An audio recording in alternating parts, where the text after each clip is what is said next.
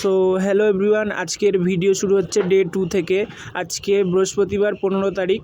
আজ ছিল লেগের এক্সারসাইজ, তো আমি এরকমভাবে মারছিলাম, তো দাদার সাথেও মারলাম। তো দেখাই যাচ্ছে আমার পাশেরটা আমাকে কীরকমভাবে ইয়ার্কি মারছে আমার সাথে।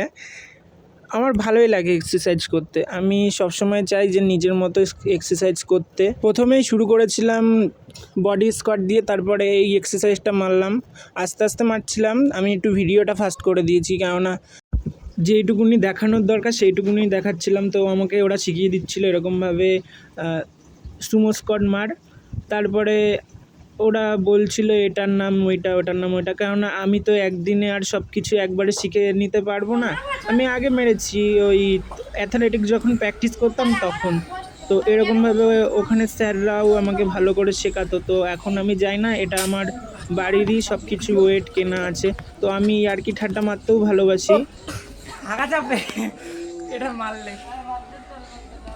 লাঞ্চেস মারা শেষ করলাম। তো প্রত্যেকটা আমি একটা সেট করে দেখালেও আমরা কিন্তু 3টে সেট করে মেরেছি। এটা প্রত্যেকটা জিনিস 3টে সেট করে মারার পরে এবার সব থেকে টাফ জিনিস আসলো আমার কাছে, এই যে স্কোয়াড মারাটা।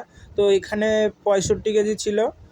আমি আস্তে আস্তে মারছিলাম। দাদারাও বলছিল বেশি তাড়াতাড়ি উঠবি না, আস্তে আস্তে নিজের বডি ব্যালেন্স করে ওয়েটটাকে ফিল করা শিখতে হবে, তাহলেই তুই বুঝতে পারবি যে কোন জায়গায় কি হচ্ছে, কোনটা করলে ভালো হয়, কোন মাসালটায় চাপ পড়ছে, কোন মাসালটা ট্রেন হচ্ছে, তুই কোন মাসালটা ঠিকমতো বাড়াতে চাইছিস, তোর উইক পয়েন্ট কোনটা। এটা তুই আস্তে আস্তে করলেই ওয়েটটা ফিল করতে পারলেই তুই বুঝতে পারবি।